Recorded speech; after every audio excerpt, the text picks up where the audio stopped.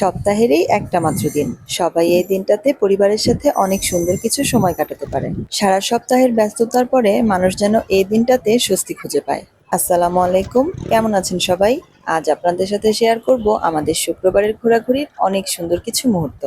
আমরা সচরাচর ঘুরতে গেলে একটু গ্রাম সাইডের দিকে ঘুরতেই বেশি পছন্দ করি।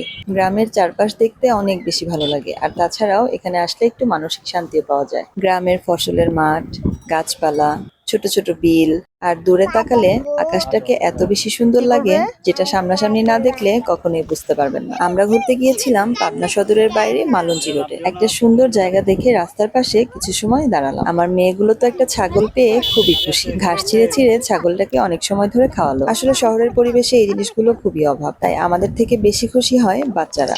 আর তাই ওদের খুশির জন্যই মাঝে মধ্যে আমরা এভাবে বের হয়ে পড়ি। একদিকে প্রকৃতিও দেখা যায়, অন্যদিকে বাচ্চারা অনেক বেশি মজা পায়। আর কিছু সময় পরেই সূর্য অস্ত যাবে। সূর্যটা একেবারে লাল টকটকে রং ধারণ করেছে।